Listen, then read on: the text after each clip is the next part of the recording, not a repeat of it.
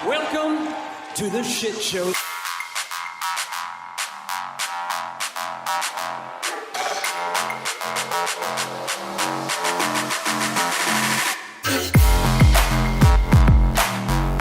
Tom. It is the All Elite Wrap-Up for October 8th, 2025. We are on the final stretch towards AEW WrestleDream, which Tim and Tom will be live in attendance. We will also be live in attendance, front row. You won't miss us at AEW Dynamite in Kansas City. And it's going to be awesome. We're going to have a blast. It's going to be great. You can tell by Tom's face he's excited. I'm very excited. Very excited. Yeah. This is my excited face, he says. Mm-hmm. Yeah. What was I going to say? Yeah, it's Kansas City. Look, when they do shows in Chicago, they're not in Chicago. So, like, Right. you know, we're just saying the biggest cities. So, like, people in Frankfurt, Germany have some concept of where the show's at. You know what I mean? So, Yep. we'll be there next week. I was gonna, my plan has been ruined. I was gonna do this whole thing with the orange shirt, meet Taz, faint, get backstage, hey Tony Khan, and get hired. You know Taz what? is having surgery, and so he No. won't be there. So now what do I do? No, Tom, this is a conspiracy, Tom. They're Yeah. listening. I know Tony Khan is listening. We know Rewind 89, Taz listens, and they heard, they knew what was going to happen. They didn't want to give you your shot. They're trying to hold you down. They know if you take over, everybody will be out of job because you're so good at it. So Well, and it's not them. It's the lower people. I bet you that Will Washington watches our show, and he's like, I don't want Taz out. Tom. He's like, I don't want Tom to take my job. Paid Taz off. Yeah. He's like, hey man, I still need to feed my family. Can you just take a dive? Taz, And he's Tom like, would've paid you sure. off. Yeah, I'll pay anyone off. I don't care. You know what I mean? Taz. I have Tom no loves to bribe people. Yeah, I have no morals. To bribe people. Speaking of bribing, go to allelitewrapup.com. It is free to subscribe there. You can go in without subscribing. There's nothing bad there. We're not selling your data or nothing, but you can donate to us. If you donate a chunk of money, you can also be the Slater Gator Beer Sponsor of the Week, where you can tell us, go pick up some beers. By the way, that means you got to donate enough money to buy beers. I just want to make sure people understand that one. You donate some money to buy beers for two guys, and we'll go get some beers, right? And we'll talk about how great you are. We'll tell everybody how great you smell. We might plug whatever you got going on. It may or may not be legal bribery, but just, donate. There's two ways. We'd love that. And actually, real talk, if you've ever done the VIP experience for an AEW pay-per-view, send us what you did. Because I got the ticket. I have all the, this is what you get, but I don't know, a time. I don't know, what entrance to go. Now, obviously, if you were in a different city, spam. the building, I've checked things. Like, of course I checked my spam. Yeah. What do you think I am? Scribble. Spam. What is this? Yeah, I've got get your eyes checked, donate blood. Yeah, it's all the same stuff. Nicaraguan priests or whatever. Or sending you money. All the fun stuff. But yeah, if you've done that, let us know, because we'd like to take full advantage of the entire experience. We love to take advantage of and we're driving in that day, so it's not like, it's in 15 minutes that the doors open and we can just run down the street. Like, we've got to plan accordingly, leaving about 3 hours away from the venue. So yeah. No, you just drive. You know what I mean? Just that's all you got to do. It ain't more than that if you're not a bitch about it. Yeah, just right there. So let us by the know way, there. go in and donate to our ticket fund. You know what I mean? That's what Yeah, we're there it talking is. about. Yeah. So honestly, though, if you've done it, let us know. That'd be great. Even let us know on the secret Discord channel if you've done it that way too. Yeah, the secret public Discord channel. Yeah, it's secret public Discord. Yeah, the secret public Discord channel. But Tim, Yeah. we had Dynamite last night. We had Dynamite last night. You know what we also have is Dynamite next week. We're going to be there. We already said that. I'm not going to harp on that too much. But the next night will be Thursday night. We'll be back to our normal night and time of doing Dynamite. And you all will be treated to not only our firsthand accounts of how Dynamite went down, but you will also get to see Tom wearing his favorite Jeff Jarrett shirt because he Right there. lost the Right last game of pay-per-view picks, and we'll be making more picks that Thursday. Tom will lose those as well, so he'll get to bring the shirt to St. Louis with hope and leave back with the shirt back home to Kansas City with nothing but despair and existential crises. Nope. Psych. I will not lose because I don't lose. I just did it for lose. charity. Oh, I did it. Time, Look, okay. if you keep winning, then it gets boring, right? I'm not Mercedes Monet. I don't want to be boring. I want to be like a hangman and give you intrigue and show you the down in the dumps. Hangman's never going to lose. But up to You're the like, well, yeah, that's yeah, he has to lose because that's what makes him interesting. So yeah, that's me, right? I'm just like that, and so you know, You're kind of like Hangman. Yeah, got to give you some hope, and then I take it away. And When then, I look at you, I think cowboy shit. That's for sure. well, you should think anxious. That's for sure. I'm very anxious. You know. Yeah, that is true. That is true. That is true. But hey, listen, by the way, I mentioned the website. Go there, do that. The links are there. Blue Sky will be skeeting into the way. I was at the helm last night skeeting. Mm-hmm. Yeah. I didn't know what to do, you know? Yeah, I went to a fancy French restaurant last night, so we had a date night way planned ahead of when Title Tuesday. Yeah. Which, hey, side note, before we get into our recap, if you're gonna call something Title Tuesday, make the fucking main event at least a title shot. Let's get a title in there. Yeah. Yeah, like I get it. There was one, right? Mercedes did the thing, but like, you know what I mean? Yeah, it's like if you had a Taco Tuesday 4-course meal and the fourth course was soup. Yeah, Wait a minute, goddammit.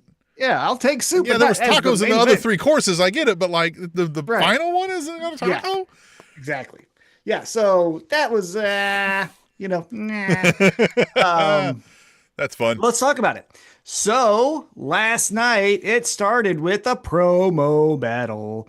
At least that's what I call them. It's a face-to-face. And we had our AEW Men's World Champion, Hangman Adam Page, taking on, I guess, the #1 contender now in Samoa Joe, right? And we had some fun stuff here. One of the things that I thought was fun was how Hangman talked about being a day one guy and dressing like a Stay Puff and committing arson and all of that stuff. And then I liked how he said, I think I was proposed to once, which he was. Remember when the Dark Order was like, yeah, and he said no, and then they go, he That's did right. it. Oh, Yeah. that was so much fun. Yeah. He also said this. I will knock your dick in the dirt. Did he say that last night? No, not last night, but just I bet he did. Maybe during we his didn't- time from being on day yeah. one. Yeah, definitely. So it was interesting. Hangman's angle, I feel, was, hey, I'll give you the shot, but you don't have to be like a baby about this. What did you think his kind of thesis was on his side Yeah, I of the think that was kind of it. It was more just like oh, damn, Joe, what an ass. Like, you could have got a shot. Like, you're worthy of a shot. You could have came up and been like, let's do this, and we've done it. But no, now, you know what I mean? You want to act like I'm just a chump to just be like taking advantage of it, jumped on like I'm some weak link. It's kind of, I'm paraphrasing, right? Mm-hmm. And then he did what I said when I was skeeting, that Hangman promos feel like you have an angry therapist in the room with you, right? So he digs into Joe about why he's doing this, right? Because, you know, I mean, he's jealous. He saw something he wanted and like, you know, doesn't have and blah, blah, blah, blah, blah. Yeah, and the one thing that I thought Joe, so then we go over to Joe's side, and Joe's, you know, pulling no punches, and he's basically saying like, I don't think you're a real champ. When I see you, I don't think like the pinnacle of this business. I just see someone who got lucky. I would have went one more step with that if I was Joe.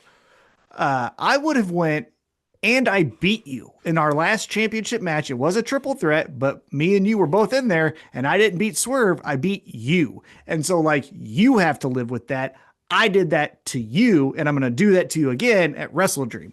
I wouldn't, because the thing with Hangman, as we were talking about, the anxious millennial cowboy thing, is you can get it into his head pretty easy, right?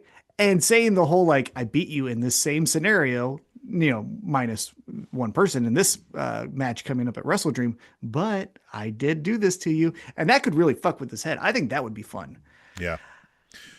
Man, Hangman is the only person that I think I've ever witnessed in life that can show up in a denim shirt, half unbuttoned down to his navel, chest hairs all hanging out. And I thought, man, that guy's so cool.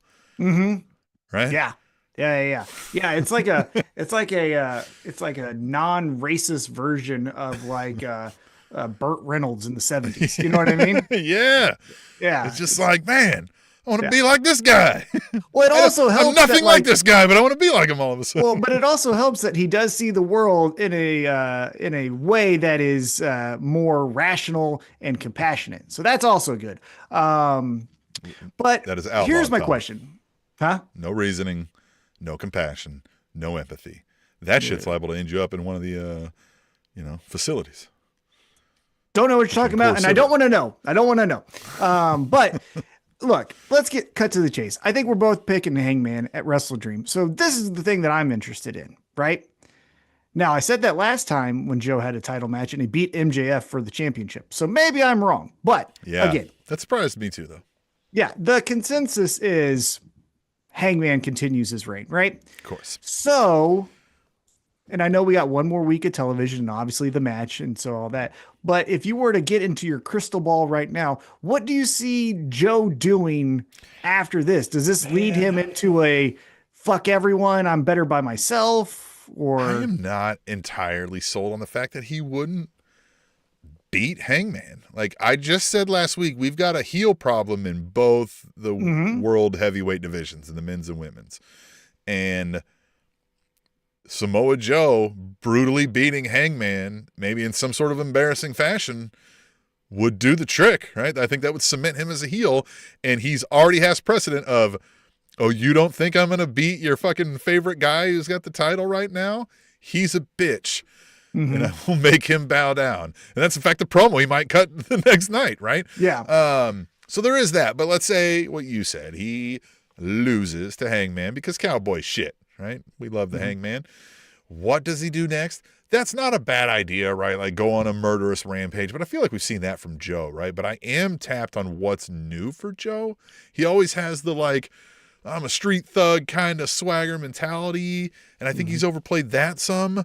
So I don't want him to do it. He doesn't need, look, he's already had Cruz, right? Like he's had a bunch of, deck hands around him in various ways. So I don't know. What, you have an idea?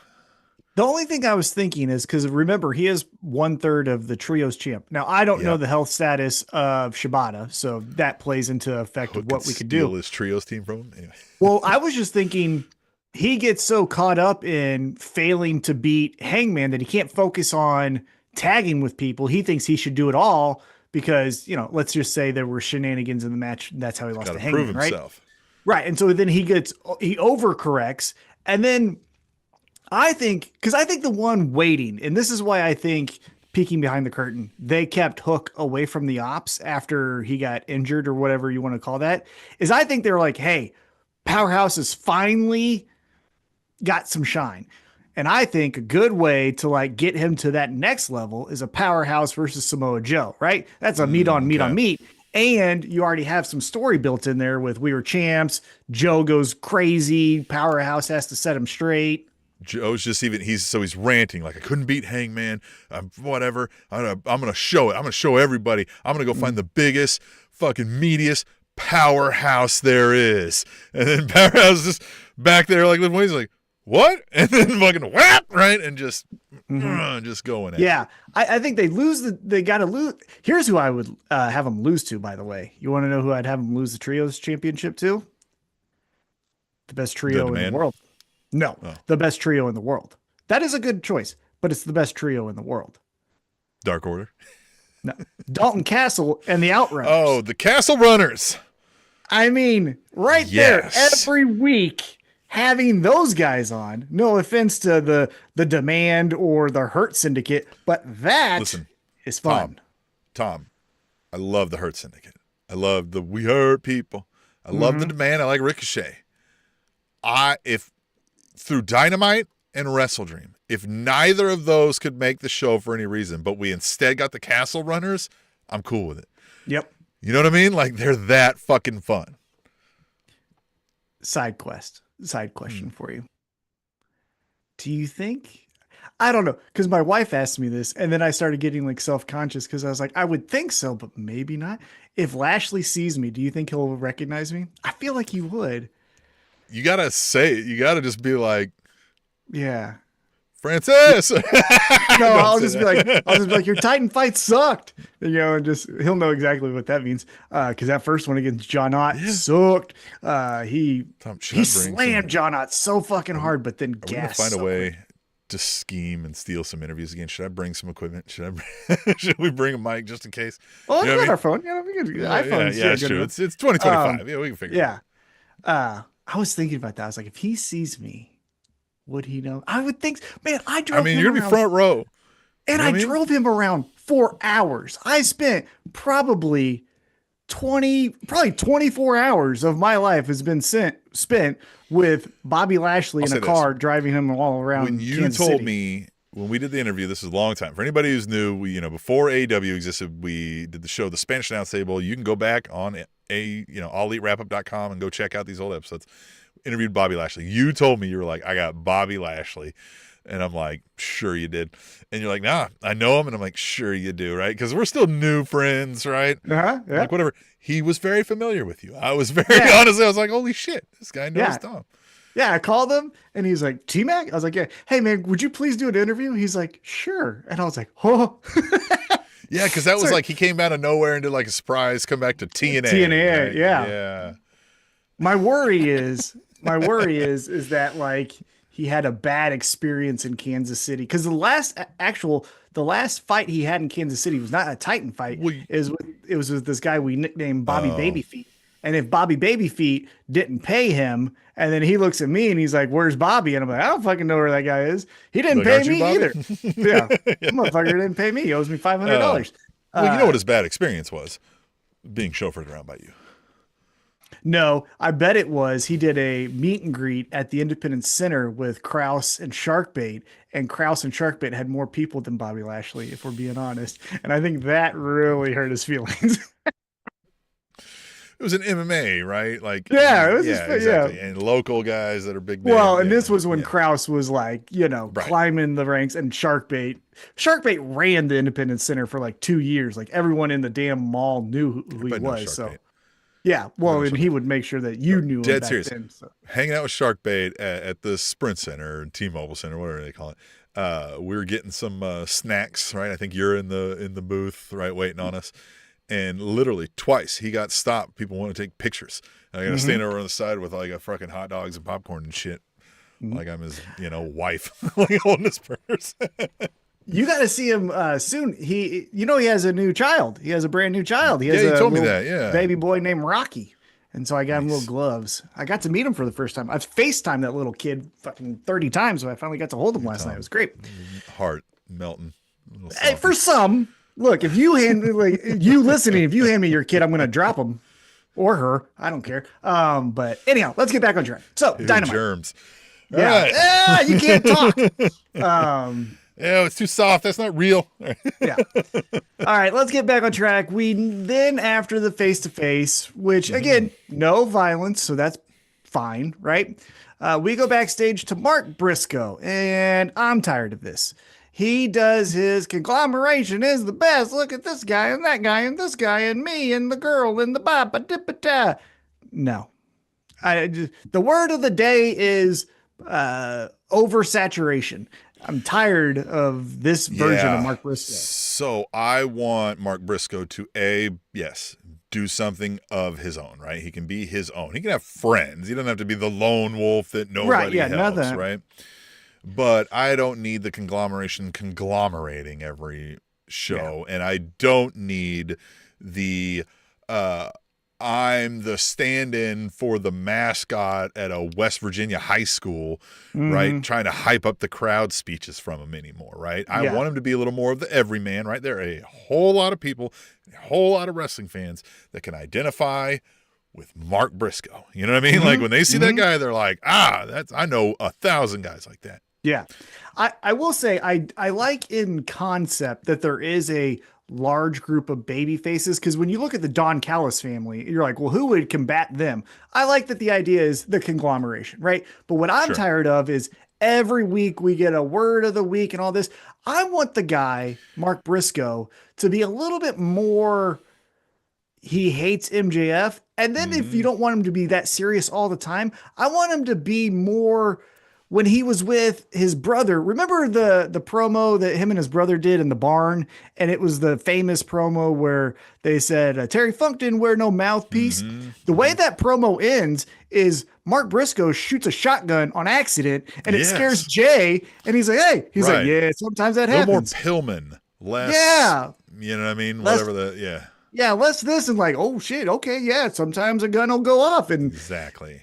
There's a funny put video. The cool back in it. You know what I mean? There's a funny video that I would have him look at and say, go this direction, where it's an interview. It's an interview with two guys, and it's a young guy and then an older guy, and the young guy's interviewing the older guy, and then all of a sudden you hear a pop. And the older guy goes, man, someone get shot. And the guy interviewed him. His gun accidentally went off and shot him himself in the thigh. But the older guy was just like, man, somebody get shot. He didn't like get up and run. He was just like, oh, I've heard that sound before. That I want more of that, Mark Briscoe. You know what I mean? Like I want that kind of guy. So I agree. The conglomeration was, as they said it from the beginning. We can bounce in and bounce out when we need. So that means don't give it to me every week with all of them standing there. Yes, exactly. And we'll talk about this in a moment too, but Roderick Strong, do something, because you're 10% of 10 different things, and that means you're 0% of nothing. I got the sharp feeling that he looked like a serial killer. Like when you watch like the Netflix things about like a true crime, whatever, let's lean into that. A little more Dexter-ish, right? Yeah. And he could even be like the Dexter kind of thing where it's like in his day-to-day, or, those promos with the conglomeration. He doesn't we think like he's put like his hand working in. backstage as a producer, maybe, right? Tony Khan taps him for that. He's always in the headset, whatever. But then like people are disappearing in the back, right? Like bad things are happening to them, and they're like, what's going on? And it's fucking Roddy Strong. Man, that would be a very original idea if you put. So you know who you could do it with, actually? Like Roderick Strong would be great, and he looks the part. Yeah. But I'm just thinking, like, if you really wanted to execute this to like kind of the fullest. Oh man, you gave me a great idea. Run with me here. All right, so Adam Cole comes back and does a promo. Hey guys, you saw me at All Out or All In. My head. Unfortunately, brain's still boo-booed. Yeah, I'm fucked. Everyone, goodbye. Tony Khan. I would have Tony Khan come out. Yeah, something like that, right? Yeah. But I would have Tony Khan come out and just be Tony Khan and be like, you are a part of this family, and what I want is a great mind like you to help me. Mumble crying.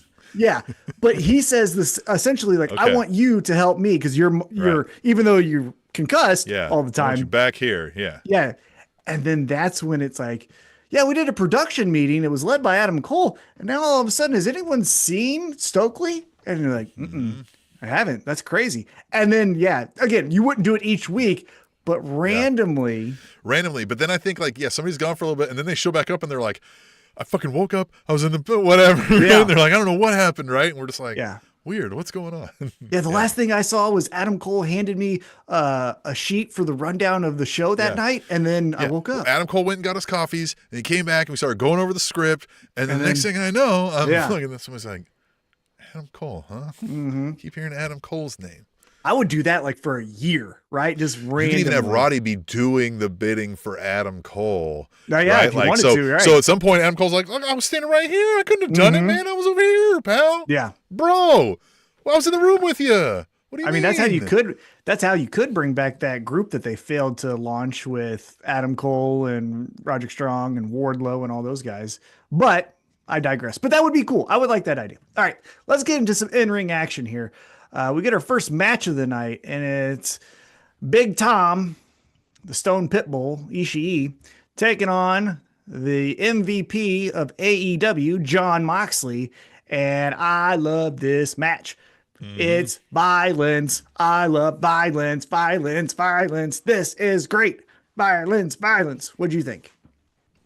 Well, I knew we were in for some violence, right? I knew there was going to be some titty slapping going on, and we got a lot of that, right? We got some blood. We got some outside the ring fisticuffs, all the good stuff, right? Every time Tomohiro Ishii is coming into a match, I sit up because I'm like, ooh, somebody's about to get hurt, right? One of my favorite matches that I've ever seen in person was All Out 2022, the pre-show when it was Eddie Kingston versus Ishii, and those motherfuckers punched and slapped each other so fucking hard. I forgot we're getting chairs again. We're getting another chair. Yeah, you better make room. My wife was like, really? Where are we going to put more chairs? I was like, don't worry about it. We'll put it in the dining room. She's like, no, we're not. Shit. But porch. Yeah, why not? Skeletons on. But we get to the end of the match with Jon Moxley choking out Ishii, right? And that gives him the victory. So there we go. Moxley wins because Moxley's Moxley. He should have won that match, but Ishii doesn't look bad. He's still the ace of AEW, would you call him? I still think so, yeah. Well, I think he's an MVP, right? Like, I don't know, all those. Sure. MVP to me. Yep. Okay, then we go backstage, and I thought this was great because they know their part in the company. We go back, and Renee Paquette is talking to the Young Bucks, and the Young Bucks say, hey, we'll basically wrestle Jurassic Express, but we need to make this a big money match because Nick made us broke again.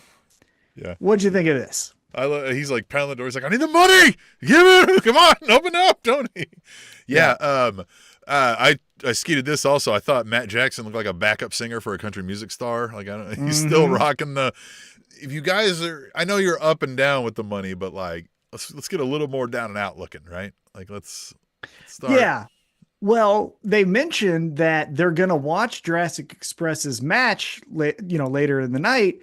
And they had to get tickets by selling their shoes, right? Because they collect shoes. So I did like that too, right? Here's what could be good is you keep this going for a while and they're just racking up debt. And now somebody's coming to collect on the debt, Yeah.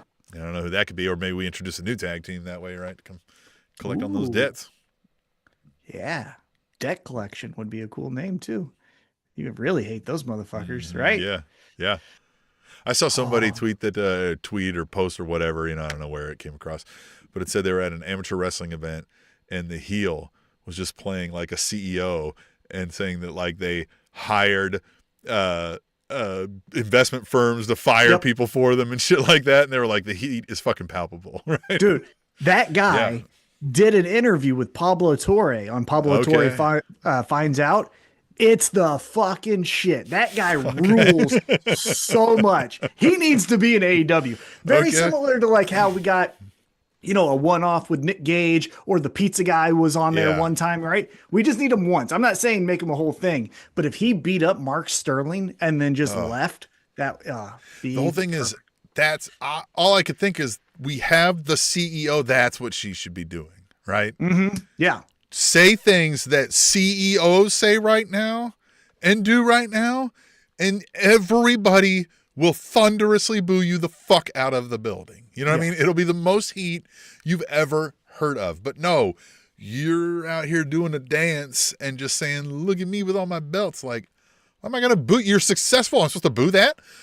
Like, that's weird. Well, but and you're also not, well, we'll talk about our match here in a moment. But you're also not like cheating. You're just winning. Yeah. So I don't even know what I hate. It's just like, why am I supposed to boo this? Like, in fact, you're a lot of people don't. Because, whatever. Well, she's just, anyhow, we'll talk about her in a second. So, looks like we're going to get Young Bucks Jurassic Express for $500,000. Yeah. I like when they do this, right? We've said this. Like, it feels like at least there's something, right? And they can talk about it during the match. You watch and be like, God damn, what would I do with $500,000, right? It's easy money. Yeah, you would get why they would, jump in to break the pin up or whatever, if it's a tag match, things like that. Yeah, it makes more sense. Okay, so then we keep it moving, and then we get what I thought was a really, really cool highlight package of Chris Statlander, Tony Storm, and it does like by the numbers, right? Tony Storm's the most times as women's champion. Statlander's the first ever TNT, is it TNT? No, TBS and women's champion. And so all this fun stuff. I liked it. What'd you think? Renee Paquette did that really well. She's great. Yeah. Well, man, if she's not like, that's a revenue stream waiting for her. If she wants to go do like things like that for like, you know what I mean? ESPN or whatever. Like she did really good on that. I thought it was really good. I don't need that for every feud, right? I like when they mix things up, but that kind of, like you said, it was statistical almost, right? It was very factual. It felt like sports reporting, right? And it did touch on the personal things, but it felt very, right? Like a it sport. felt third person, you know what I mean, narrative watching it. Yeah. And that's a good angle, I thought, to take when it's babyface versus babyface. Again, I thought someone was going to get heel and it was going to get personal. And it's been kind of personal in the sense of like, I think I'm better than you. Personal doesn't have to mean heated.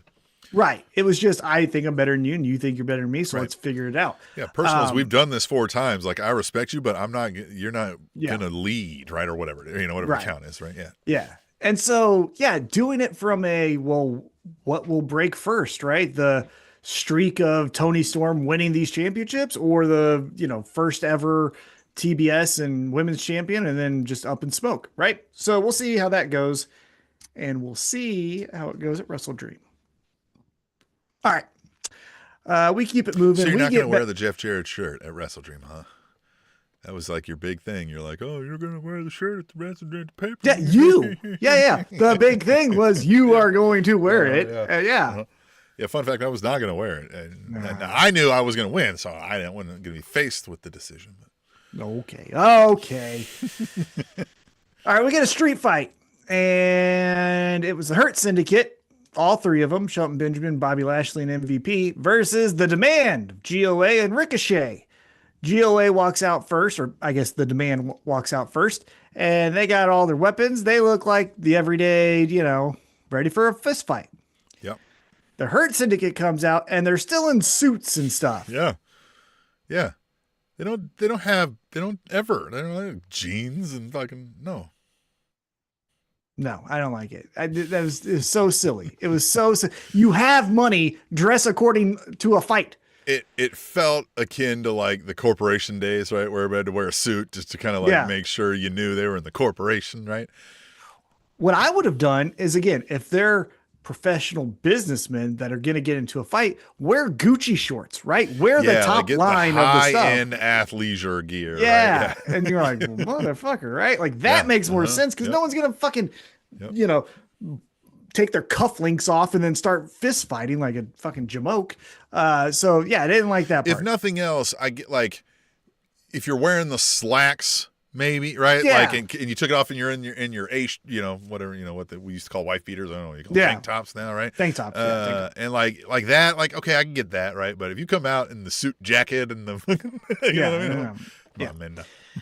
So this fight, we get all the fun stuff, right? We get Lashley throwing people around. We get Shelton Benjamin throwing people around. MVP gets beat up. Ricochet gets to do his stuff. Everyone got to do their thing, right? We all said, hey, I got to check mark this box to make sure that I did a match. They said, sure. Yep. Yeah. And they went everywhere, which was fun. Yep. I thought it was really cool. The German suplex into the back of the table, what Shelton Benjamin like yeeted him behind his head. I thought that was fun. And we get, because The Demand won at the pay-per-view, the Hurt Syndicate wins the street fight on Dynamite. What'd you think of the match? What'd you think of the outcome? What do you think moving forward? Match was fun, but I was thinking throughout the match, I'm like, what do we do with this? Either way that wins, I don't know what we do with this, right?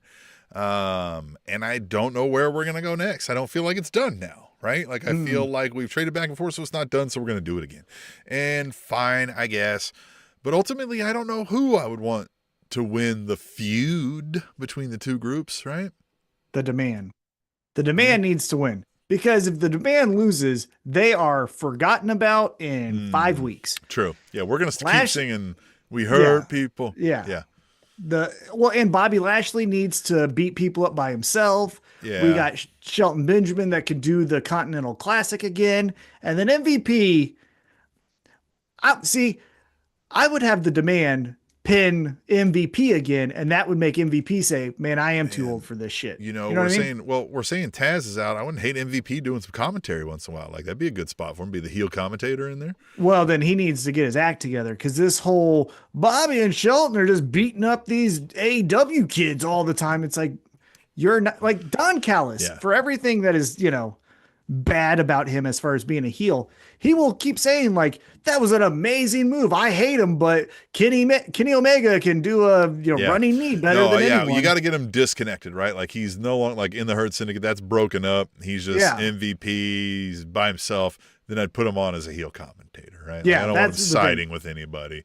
And he can't, get away from the WWE is better than AEW kind of narrative that he's secretly saying, it feels like. But yeah, I would have Lashley, because Lashley, again, beat the fuck out of Swerve Strickland and then just went into a tag team, right? It was just like, so he's obviously decisively so. Right. To the point where it made Swerve be like, oh, shit. Exactly. So we obviously know he's good. And this is, and I will plead my case when I finally get the meeting with Tony Khan. Let's get more things interconnected. I want to see. Win. Yeah, win. It's going to happen. Win. But like Lashley and Kenny Omega breaks my brain. I don't know what it would look like. I don't know how it'll feel. But that, right? I'm tired of Kenny Omega and Chris Jericho versus the Young Bucks. Fucking get away from each other, guys. Fucking, Don Callis is involved in a Kenny Omega storyline. Like, we do not need that. Stop that shit. Like, let's intermingle. Kenny Omega and the next Japanese star we're bringing over from New Japan. Man, please don't do that. Yeah, I mean, Lashley and Okada. I would like that. You know what I'm saying? Like, just intermingle these people and get some stuff. Because if you are going to keep the Hurt Syndicate, I feel the next promo or the next program that they do, it has to be the Young Bucks, right? Because we're the biggest, baddest, and the greatest of all time, is what they're saying. That we got to do that, because I can't just keep seeing Lashley versus the Hurt Syndicate versus the young AEW people, and then they're all friends together. You have the Young Bucks lose again, right? They lose this match to the Jurassic Express. They got no money. They're down and out. The creditors are MVP and the Hurt Syndicate, right? They got some money, so they're from them, and they're coming around to collect as they're doing all this stuff. And they're like, I ain't got it. And they're like, well, here's the deal, right? This is the final pay up, right? We're going to have, you're going to face Shelton Benjamin and Bobby Lashley. If you win, your debt is resolved. If you lose, you retire. Yeah. Right? And we're done with you. Right? The Young Bucks are done, and my boys ended the career of it. And then that's the match right there. I love it. That's a great idea. That is a great idea. I like it a lot. And with the demand going on to that side, right? They lost what would you do? Would you book the Young Bucks to retire? I'd book the No. They can be around. I don't know wrestling. That's what... But you know what I would do? Because MVP keeps saying, I want to go out on my shield. I would have MVP pull an MJF and like cost Bobby and Shelton the match, and then have Bobby retire MVP. And then there you go. Then he goes off into the sunset, does commentary, as you said. And then there you go. Does he do the sorry, I love you? And fucking, all right. Maybe power slams him. Yeah. He has him in a body slam and he looks at him and says sorry, it. Dude. That'd be funny. With the demand, though, on that side of the coin, I would have them start. I like that they are now calling themselves the Demand. I don't like the name, but they are a team name, right? Sure, yeah. And again, I love Dalton Castle and the Outrunners, but a close second, the Demand would be cool. Or the Demand and Dalton Castle and the Outrunners. That would even be fun, right? Tom, at least one time during these two shows we're going to, all the dark, matches and everything, we better see the Castle Runners one time, or I hope so. Or we are having that meeting with Tony Khan and we're getting our money back. Indeed. Yes, indeedy. Feed the needy. So as I mentioned, the Don Callis family, the Hurt Syndicate won, and then we get to the Don Callis family. Before we get to the Don Callis family, we didn't talk about, we're in the granddaddy of them all. We're back at Daly's place. Yeah, we're back at Daly's place. Yep. Didn't have the nostalgic feel for you. I didn't move the needle. I agree. It didn't really, like, at first I was like, oh, cool, Daly's place. But then I was like, Somebody said it isn't a Daly's place show without Austin Gunn playing cheerleader in the front row. Right. Yeah. That would actually be kind of a fun idea if you had like who's more of the day one guy, and then the match is in the empty Daly's place, bringing it back to the pandemic, and it's like, this is how it's really done, and then you just do whoever it is, Moxley versus Wardlow or whatever, you know what I mean? Like, do something like that. I still think they should do the football stadium again. Do the Stadium Stampede. You got it there. Do it one more time. You know what I mean? Be fun. Can't do it now. Got to wait for several months to get it out of the way. Yeah. And whoever wants to go to the Jacksonville Jags Stadium. Anyhow, the Don Callis is next. Fell down and stood up with all the grace and balance of a freshly born fucking deer. Mm-hmm. And like drunk stumbled into a face plant to win the goddamn game, Tom. I know.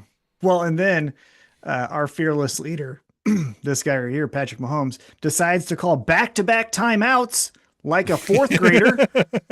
Everyone knows that in any sport, you can't call back-to-back timeouts. Are you a Michigan basketball player? God damn it. Yeah. Timeouts. Yeah, you can't do it in basketball. You can't do it in football. You can't do it in soccer. Well, you can't they didn't do back-to-back, and they did a timeout when they didn't have one in the Michigan. Right, the Michigan. Right. But everyone knows in every sport, you can't do back-to-back timeouts. It's in every sport you play. That's a team sport. Well, you can't time out off of time. That's not the point of it, right? You time out so that, like, you stop the time. Yeah. You already stopped the time, man. Yeah, it's back in here and play. Delay the game. What a goof. Yeah. Anyhow, the Don Callis family is here, and man, they are growing like ants because they do an interview and fucking everyone was there, and they were still missing people because you didn't have Trent, you didn't have Wardlow, you didn't have Brian Cage. There's still 3 people missing from this Don Callis family. Christ. Yeah. What do we get here though? We get basically Takeshita and Okada. Takesha's going to listen to Okada. We know how this goes. We're going to beat Brandito. We can turn Christian Cage fully face by having him feud with the Don Callis family because he's the father figure. But then Don Callis family, and then like just the interactions that start happening there, and then. Yeah. By the way, as we take a quick sidestep and we get back on track, no Andrade also. There was no Andrade, and. As you mentioned, Christian and Copeland won the fucking match. Now, Copeland said, I got to get out of here. Where's Christian? What's he doing? Yeah. He ain't getting any younger. Nick Wayne since we've seen Christian Cage. Yeah. Like, come on, man. What are we doing? All right. Back on track here. Takeshi Okada. They're going to work Collision together. Where Nick Wayne was like, I'm coming back. I'm good to go. And they're like, you got like 6 to 8 weeks. And he like freaks out and leaves. Yeah. I'm fine. Yeah. All right. Then, as mentioned, we get Jurassic Express in action. It's we're not calling him Jungle Boy, we're calling him Jungle Jack Perry. Jungle Jack Perry. And brother, what in the flying fuck are you doing with like a knife thing on your belt? He said he looks like the son of Skinner. So the knife has been a thing. That's the thing he's like been playing with the Young Bucks about.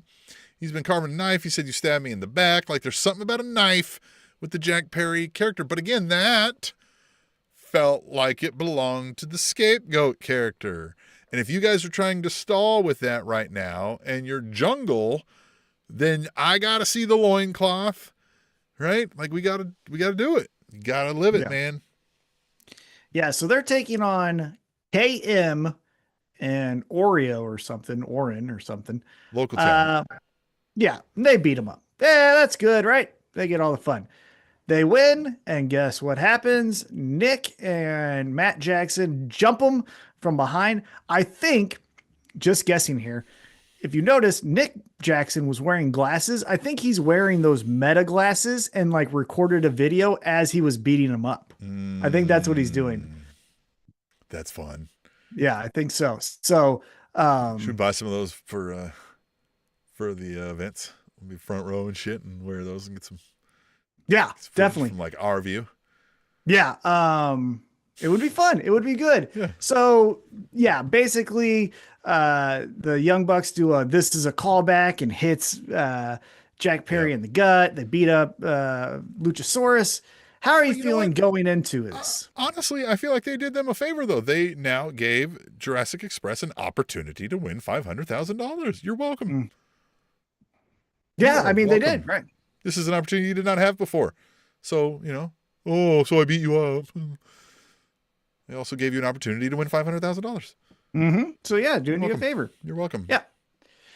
All right, we go backstage, I guess, even more so, kind of in the parking lot. I don't really know where they were. And it's the Death Riders. And Pac. Well, the Death Riders are never anywhere where you know where they are. Yeah. But they're somewhere, right? Like you said. and they have mean things to say, right? Pac is going to kill Orange Cassidy because that'll be a way to get him back in there. Daniel Garcia, he's a winner. Everyone else is a loser. And Yuta chimed in.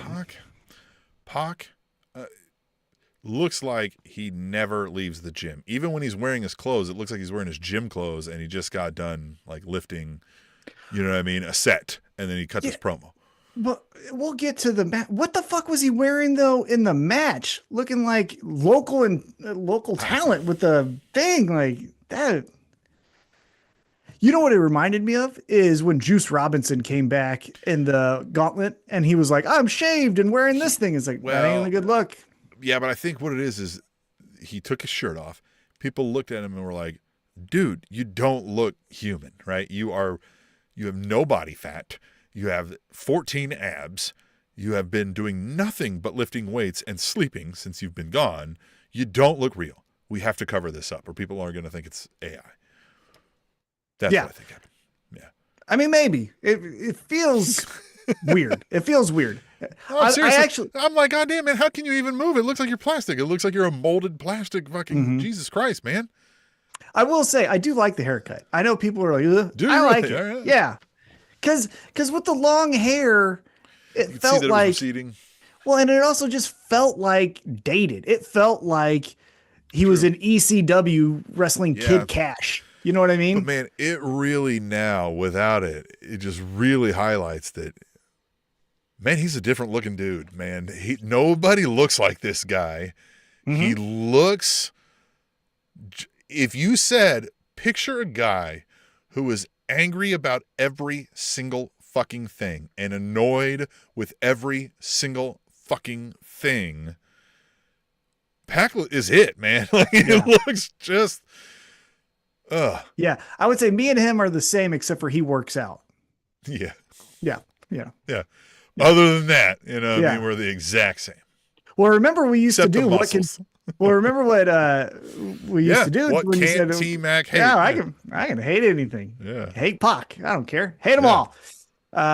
Speaking of having a good look, we get our TNT Championship match. It's our TNT champion, the Proto Star, Kyle Fletcher, looks good getting off of a bus, taking on the other Kyle O'Reilly. And let's end that there. I'm tired of the let's go Kyle. Yeah, the Kyle apocalypse. Yeah. Look, that got over once, and now we're going to keep doing it. And I wish we don't. And yeah, man, I'm done. We said earlier, the conglomeration is fine. Just don't overdo it. Don't give it to me every week. I'm done with all of the, like, look, Adam Cole was cool. If he's retired, I'm fine.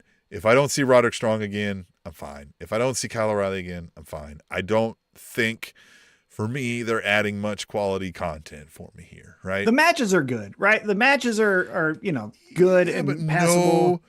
But no more good than some other folks that we could just put in there. I agree. I'm ready to try something new. This will never entertain me. I will say this. If you're going to keep doing Kyle, make them a tag team and just call him Kyle. You know what I mean? Yeah, just like, Kyle. Kyle. Who are you? We're Kyle. What's your name? Kyle. Well, what's your name? Kyle. And you are what? Kyle. Like, just that would be funny. Yeah. You know what I mean? Just call him Kyle, but when you write it, it does have like a little square to like over the E, right? But you don't ever say that. It's just Kyle. Right. It's just Kyle. Yeah. Hey, look, here comes Kyle. Yeah. And there's two people. Like, which one? Yeah, it's Kyle. Yeah. Is that Kyle? Yeah. Is that Kyle? Yeah. Weighing in at a combined 472 pounds. Kyle. And there's fucking. All right, you might talk me into that. Yeah. Yeah, that would be fun. But yeah, so we get the whole fun, basically, again, another really fun match, except for very similar to like how the crowd feels like they have to sing the Adam Copeland song. They felt like they had to do this let's go Kyle sucks thing. And Kyle Fletcher wins, as he should. He's the man. He moves forward. Now, afterwards, yes. Friend of the show. Yes. Friend. Yeah. I don't know if I liked him. Maybe that's where it's show. Well, maybe that's where it's coming from. I'm like, hey, could you shut the fuck up? You know what we're doing here, okay? Idiot. Yeah. Hey, yeah. Kayfabe, bro. That's what we should. Yeah.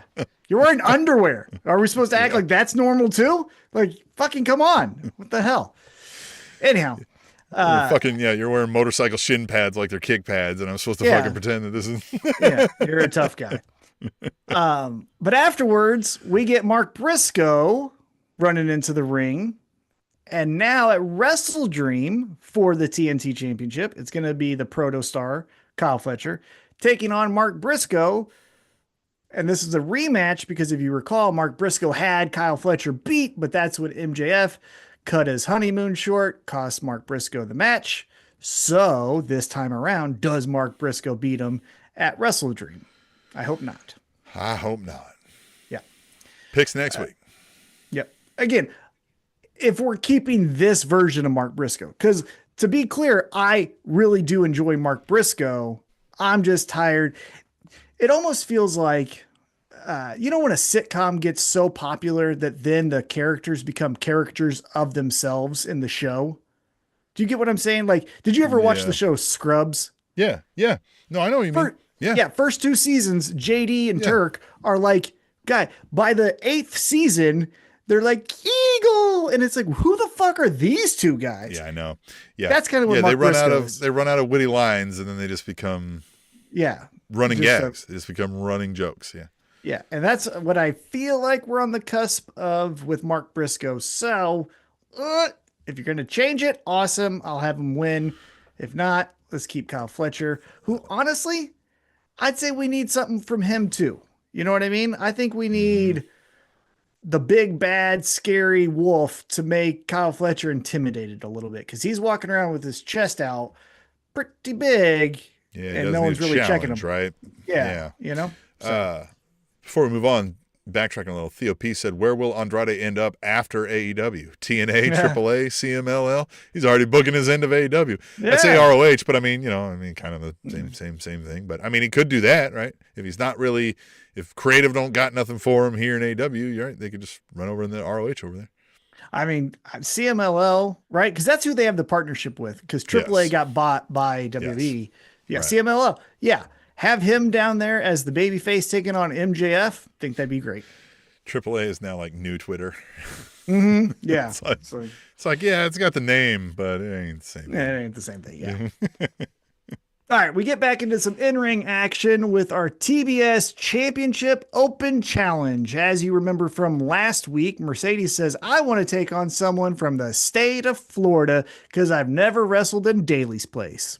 Okay, I get that to a certain extent because it's like been everywhere. I'll go to this company's home base and beat someone from that home state. But not everybody that wrestled in Daly's place was from Florida. But yeah, I get it. Yeah. They lived there probably during that pandemic. I bet you a lot of them got some apartments. But anyhow, who answers the challenge? Airbnbs. Yeah. Who answers the challenge? A girl that we saw lose to Mina Shirakawa, Lacey Lane. That was legitimately the first thing that Excalibur said is, man, we're excited to see Lacey Lane. If you remember, she gave Mina a really hard match. Did she win? No. Okay, well then why do I think she's going to beat Mercedes? Well, and just kind of what you said, right? Mercedes, you're just winning, right? And now you got these 10 titles or whatever it is, 9 titles. Mm-hmm. But okay, then I am going to jump in the kayfabe world and think you're a top 1 to 3 talent of female wrestlers in the world. Why are you wrestling this person? Like, this is below your talent level. It's just, this is an exhibition match. Now, I guess you're the like whole the Globetrotters in this, if I'm to believe you are who you are with 9 belts and right. Now, I believe the whole thing on this was, will Lacey Lane in Mercedes Moné's championship run before she gets to 500 days? Because again, I think the other thing that we're trying to do here with Mercedes, but again, it's not interesting, is Secret Time. I think we're trying to eliminate Jade Cargill's record as the longest TBS champion. Yep. And so Mercedes is a good pick, right? But boy, it's not fun. Sure hasn't been fun. Nope. I have not. I had a forget lot the of title fun. exists, if I'm being honest. Because that's another thing about it being buried under 9 belts, Monet, is that your belt that she's holding is one of 9. I don't remember like that it's a thing until you bring it up. Yeah. I don't ever think about like, well, who's the TBS championship match tonight or whatever, because it's gone. It's forgotten about. And the other thing that's a little bit aggravating, I would say, about this as well is, so Mercedes is winning these open challenges and again flaunting her 9 titles. Who's the next one to challenge her? We're not building anyone else, right? It's just Mercedes, because no offense, but like Lacey Lane will probably be forgotten about next week. Osprey's wife, Forgot about her. Yeah, Winter, she's gone, right? And it's just like, so you're doing Tony and Chris Statlander, and that's okay, right? 2 baby faces, mega powers collide, all that. Tom, until Bailey's contract is up, and then Bailey will come take it off her. She'll hold it for fucking 7. Yeah. You know who I would have her go up against? Because if you notice this as well during the match, there were a good amount of CEO chants, right? I think people are starting to be like, hey, if you're winning and not really cheating, I guess I like you, right? Your clothes are fun, all that stuff. The belts are cool. I would Hair's then purple, have whatever it is. Yeah, whatever color. I'd have Mercedes go up against the goddess. I'd have Megan Bain go, hey, little girl, I bet you a god can take those titles off your hands. What's a CEO to a goddess? Yeah. And then just like, oh, shit. Yeah, just be looking up. Yeah. Yeah. Just have her Andre the Giant that bitch around a little bit. Well, and I'd even have Penelope Ford like poke at Mercedes, like, oh, you're so fucked. Look at this. Oh, look at you. Yeah, because you could have a couple matches where Mercedes beats the shit out of Penelope Ford, right? Yeah. And then, but the fucking monster is awaiting. Oh, dude, we could do this super quick. You could do it just like this. Next week, another open challenge. Mercedes says, open challenge, anyone here? Let's fight. Penelope answers the challenge. Mercedes beats her. Mercedes humiliates her. Yeah. And then after the match, like picks her head up off the ground and is like, you fucking thought you could beat me. Yep. And then Penelope just starts laughing, just starts giggling to like almost Joker level. And Mercedes like smacks her around a couple bit. Yeah. Like, what are you laughing at? Yeah. Getting insulted, right? Yeah. You like, dumb shit. What are you doing? I just beat you. What are you laughing at? Yeah. And then she just points up, right? Because she's on the ground. And she just points up. And then Mercedes goes, oh, fuck. And we need to get Mega Mania's getting an even extra tall hat for this too, right? Like be looming over. Yeah. Double size that hat, right? Like let's get it up there. Yeah. Let's make it Pope-tastic. Because then we can do a choose your own adventure. We as the crowd could say, you know what? Actually, Megan Bain, pretty cool. Or we could say, oh, Mercedes is just so much of a better wrestler. I want her to win, and then we get behind CEO. That's what I would do. Because who's she wrestling at the pay-per-view? Like a nobody, at least I know. So not that I know of. All right, we get a backstage promo, and I thought the coolest moment of the night. So we get Sammy Guevara in sunglasses standing next to the Beast Mortos in sunglasses. And they both took their fucking glasses off like it was CSI Miami. Yep. Oh, I got to plug in. I'm not plugged in. Keep talking. Thought that was great. And so, again, basically Sammy says, Beast Mortos is going to beat you up. You got past Jalistico. Now you got to go through a Beast.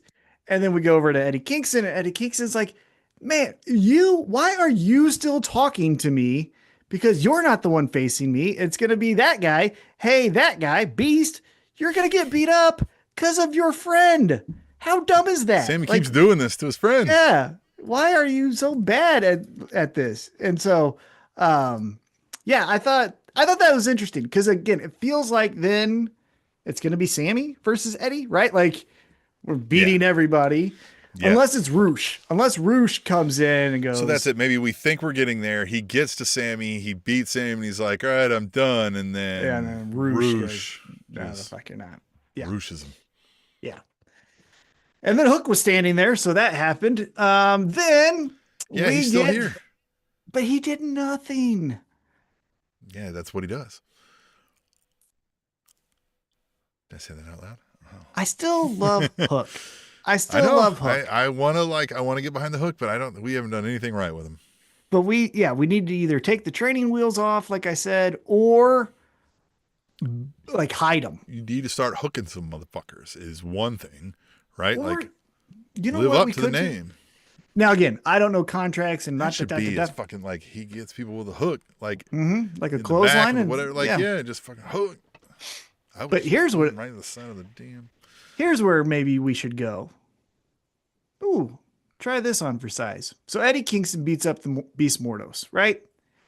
And then Eddie Kingston's like, all right, I'm fucking done with this. Sammy gets in his face and is like, oh, I'm the one next, but Hook stands in front of Eddie. He's like, no, Sammy, it's me and you. And then this is the thing. Take that shit, bitch. Yeah. And take that shit to Ring of Honor. Hook and Ring of Honor, because Sammy Guevara and LFI are in there as champs and all that shit. I know they want to make ROH like its own distinct brand that will bleed over, right? But using it a bit like the training grounds is not a bad idea. Go over there, have some matches with Tony Nese. I mean, your entry into that is Sammy Guevara, that's where you can and then practice some personalities that we don't have to see on regular AEW TV. So if one flops, right, and you need to twist with it a little bit, that can happen on ROH. Yeah. You know what I mean? Those are more diehard folks living over there watching that. They'll be fine with it. Yeah, that's what I would do, is have him go with Sammy off into Ring of Honor, and then, have fun doing kind of whatever you'd like as far as, getting the ring time and getting all the fun things to establish Hook as something. It's fucking something, Something. All right, we get probably the best match of the night next. It's a double Jeopardy eliminator match where if Team Brodito, either one of them, Bandito or Brody King, pins, I believe it was just Okada, but it could have just been Okada or Takeshita, they would then get a shot at the unified championship. Right. But if Takeshita and Okada win, they get to face Brodito for the championships at WrestleDream. Now, this is something that I like when we're doing all of this Forbidden Door stuff, right? Going into this, we were told that who's the guy? Who's the the luchador in the Don Callis family that does the hand thing? Hechicero, remember? Because he always does this stuff. We were told that in Mexico, Hechicero fucking murdered the shoulder of Bandito in a CMLL match. And now he's got obligations to do this match, but now he's got a bum shoulder. How will he persevere? That's a great way. Yep. Because now I'm interested, right? I might go check out how the fuck did that happen, right? And go over to CMLL. Yeah. So the story of the match basically is the shoulder, right? Getting back and forth, pop, pop, pop, pop. All the fun stuff. We're playing all the hits here. And Bandito tries to go for that silly suplex, the 21 guns, I think it's called, or something. Yeah. It's weird how the setup is. You got to be faster, because if the guy's just holding the middle rope. Man, yeah. Because this is the thing I would argue, because people were like, oh, but you liked Rey Mysterio 619. Yeah, but Rey Mysterio was throwing that motherfucker into the ropes, neck first. They were knocked out, laying prone, only suspended up because the rope was there to hold them. Yeah. Somebody can't be holding onto the rope for that long. You know what I mean? Yeah, hold the bottom, hold the top. If you know that's his move, like fucking change it up, Yeah, his move. Right. Like move. Like with the 619, they couldn't move because they're fucking knocked out, right? And they're just kind of fucking like, you know what I mean? Yeah. So he can't do this this move on, I believe, Okada. Could have been Takeshita. I don't really remember that detail. And Okada and Takeshita take advantage of this. Takeshita essentially is about to get the pin, and Okada says, hey, young boy, get the fuck out of here. I'll take it from here. And he does the the whole big old clothesline Yep. and pins Bandito. Now at WrestleDream, we're going to get Okada Takeshita versus Brodito for your AEW Men's Tag Team Championships. What do you think about that? That'll be fun. I think we're gonna keep playing this heat between them, right? Between Takeshita and Okada, and we get more of that. So, currently don't feel like they're gonna win those tag team titles, but maybe they do because maybe we extend this storyline for a while. So more to follow next week when I make the winning picks in our picks predictions. One thing that I thought was interesting is I'll jump ahead just a little bit because it ties into this. Is Renee interviews the men's tag team champions, and Bandito is just, I'm a loser. Can't believe I suck. I'm the worst. I'm the dumbest. Down. Yeah, all the stuff. And Brody King's like, oh, fucking cut that shit out. Brody King gives a motivational speech, He's like, oh, yeah, listen, King. he should have just said that. Yeah, he should have just said that. Oh. And he's like, you're right, man. You're right. Yep. You're right.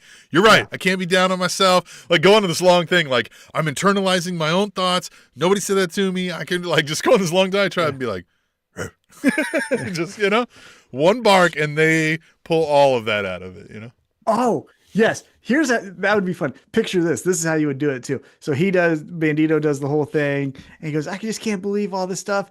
And you don't make him just like a silent nothing, but Brody King puts his hand on the other shoulder that's not injured, right? He goes, hey, man, always remember.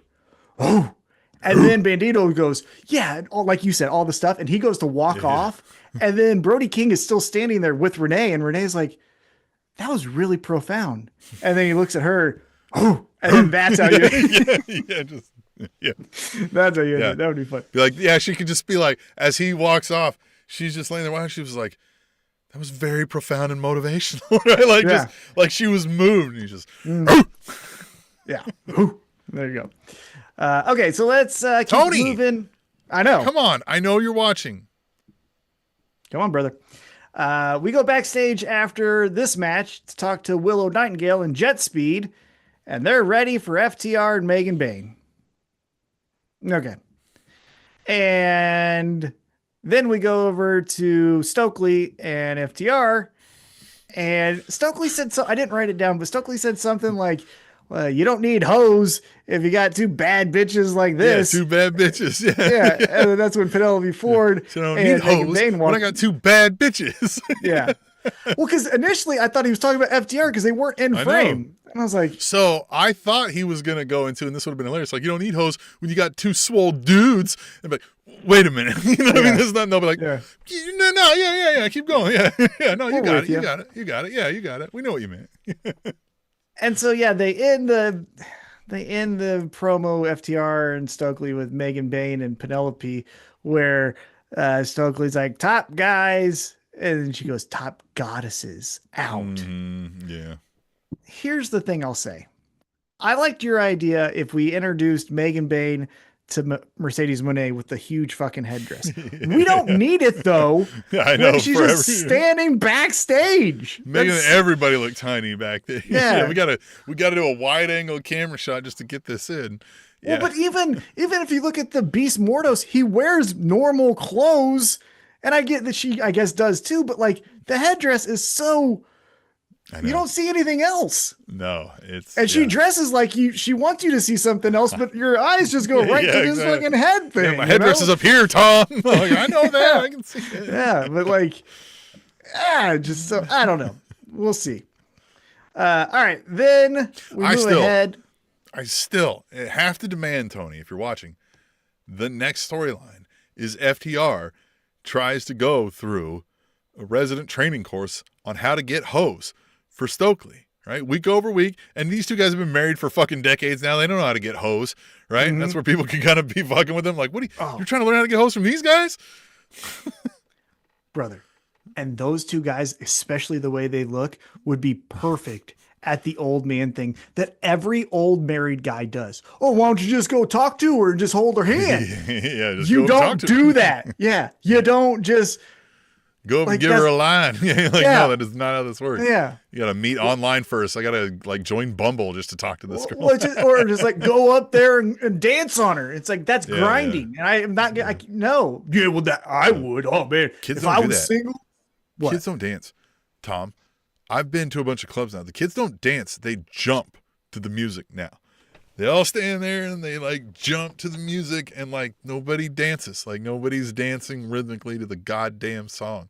Well, hold on. I'm an old man, I guess. Well, what kind of clubs you going to? Kansas City is not really the most diverse place in the world for clubs. Yes, I'll say this. Yeah, it is the white kids that are doing that. Yeah. So that's true. That's true. Yeah. I got to find some other clubs, but I think I just got to find the older head club. Yeah. But I think it would be, if you had FTR being well, I tell you what, if I was single, I'd have all these women over here just hanging on me. And Stokely's like, it's not working the way you guys I remember back in the day, I used to get the ladies and they'll be like, that was 1987. Yeah. And we have a restraining order on you, Dax. And he's like, oh, yeah. I forgot about that part. Because then you can even get like their wives one time back. I'm sorry, what hose? Yeah. Right? Like, no, not me. No. Garden hose. We buy garden hose. No, these are hose for Stokely. Yeah.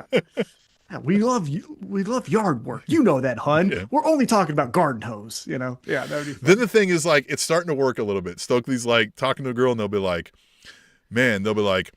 now you see how she did that? She's going to make a great mother because like they start doing like other traits that are not hoe-like. And he's like, what are you talking about? Like, stop it.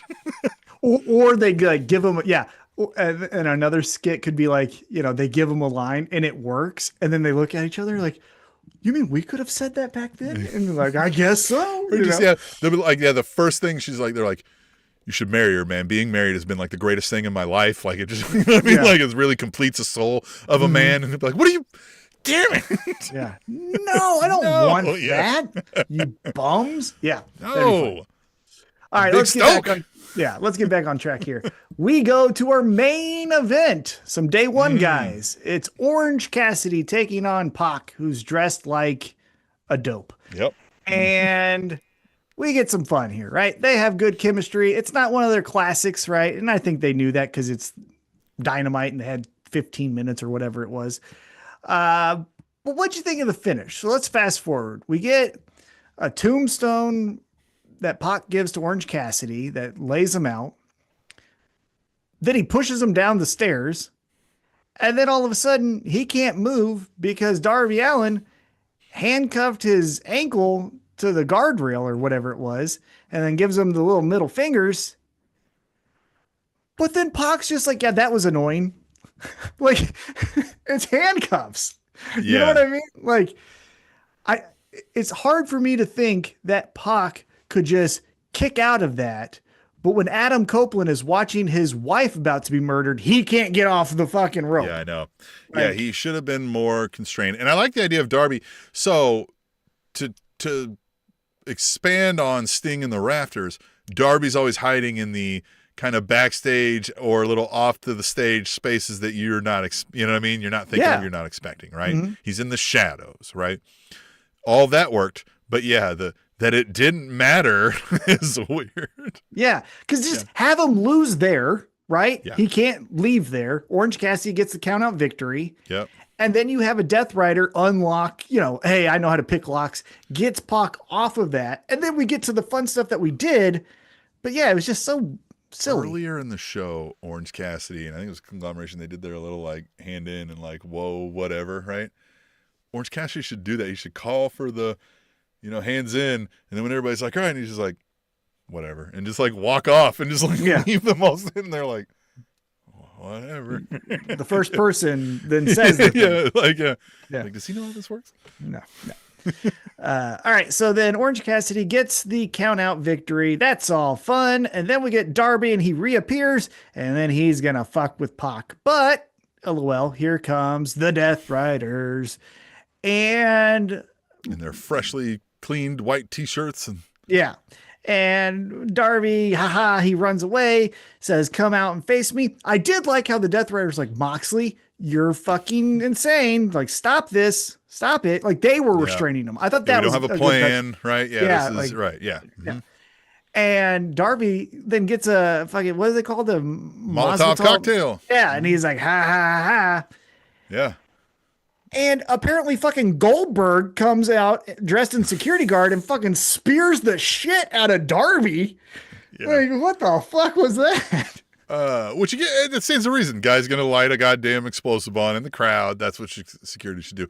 But this is the first time in pro wrestling history that security has been effective at separating two people that didn't want to be separated. Right. More than two, even. The whole Death Riders were out there. Can I tell you this was a lot of security. Yes. Which again, why was 14 security guards standing right there? You know, because they got 14 at every spot. It was a daily. Once we saw Darby and we made the call and everybody came running. They're fast. Yeah. All right. So I'm nervous. Secret time, Tim. We, as you know, and listeners, because we've told them multiple times, we have VIP tickets at WrestleDream. Because we're ballers. I hope that wasn't You a have mistake. a private driver getting you there. Yes. But I'm hoping that is not a mistake, because this match, an I Quit match between Darby and Moxley, feels like someone's getting caught on fire. Darby continuously has a blowtorch and if we get caught on fire because they fucking threw it too hard or whatever. Well, we know AEW production never misses. Yeah. Yes. But yeah, somebody's gonna have to be set on fire, because who purposely says I quit in a match between two sadists? Like, these guys don't quit anything. Yeah. I guess Moxley quit when he thought he was going to die. Yeah, but that's even like, I believe the way the match works is a tap out you have to say it, right? You have to I quit. Yeah, that was different. It was like, and it wasn't an I quit match, right? Where that was just, it was like title match, I'm going to die, like time to live another day. But an I quit match, that's your mantra, is I ain't quitting. Yeah, and you have to say it. That's the thing. Right. Anyone could tap, but then you're like, all right, but then say it. Then you're like, fuck, all right. Then I won't quit, something like that. But I feel like, man, I don't want to get caught on fire. I'm legit nervous about that, because I'm like, if they have a blowtorch and he hits the thing, it will be like near the side of the stage, and we're going to be kind of on that. Man. I know. Well, here's what is more likely to happen. Some other dumb schmuck near us gets caught on fire, and in their panic will stumble onto us and catch us on fire. Brother, what will survive, albeit horrendously, will be the fucking Jeff Jarrett shirt. No, I'd throw it out there. I'd be like, no, that's what I mean. Like, it'll just come out of the flames untouched, like a goddamn phoenix rising from the ashes. No, if Darby has that fucking, if Darby has that fucking torch gun, I'm going to throw it towards him. We could just end the code, be like, sorry, game's over, Tim. We got new stakes. Sorry, that sucks, huh? Yeah, if you see how bad the night's going for you in your picture, just be like, fucking, let's start a fire, Darby. You're going to start the fire. Yeah, I don't know. As soon as Darby gets close, you're going to be like, oh no, fire! Fire! No! He's like, why did a fucking shirt get thrown at me? I can't believe he did that. I can't believe he did that. It's like, I was nervous. Yeah, if there's any type of fire towards me, I'm front kicking as hard as I can and running. Like, I am not tough. Tom. I am not tough when it comes to fire at all. Nope. Not gonna be a fireman, huh? No. I'll stop climbing the ladder into a building to save a baby. The baby's dead. That. Yeah, baby can just. Baby better jump. I'll try to catch it. Maybe if the fires aren't growing too big. Yeah. It's too smoky. Couldn't see. It was fucking hot. Yeah, the bright lights. The fire's very bright. Yeah, it's so bright. But yeah, so that is your AEW Dynamite at Daly's Place. Again, next week, be on the lookout. We will be front row, opposite camera side. So hopefully you see us. I think I'm going to wear the Taz shirt. I think I'm going to be in the bright orange Taz shirt. So if you see that, that's me. I haven't decided yet what I'm going to wear. I'm going to try to start a fight with Yuta. I really am going to try it. Like, you bitch made hoe. You fucking loser. Your When he fucking comes mom around, hates you. The Yuta sucks is gonna be. You're gonna be like leaning over and be like, Yeah. Yuta sucks. You are the worst. Because if Claudio comes up, I'm like, you're cool. Yuta, you're the fucking worst. I always liked you. Yeah, I always liked you. You're a Claudio. swell guy. He sucks Marina, though. Marina, you're fine. Sure. Moxley, you're my favorite. Yuta. Garcia's like, hey, man. Theo P says we'll pitch in for bail money, which reminds me, you can go to allelitewrapup.com and donate. You might as well pre-donate so we know how much trouble Tom can actually get in. You see how this works?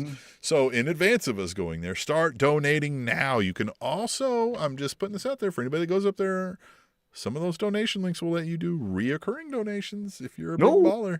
I know some of you are big ballers. Some of you are big ballers. So yeah, Tom, I'm excited. Dynamite coming up next week. Fucking WrestleDream. It's going to be a fever dream of AEW wrestling for us. I'm excited. You got to wear the shirt next week. You're going to bring it home with you over the weekend, and you're going to just hate life, and that's going to make me happy. So, anything else to say before we, before you wallow in that, and before you know about your impending fate? Well, not now. Nope, I'm good. We'll see you next week, dumbass.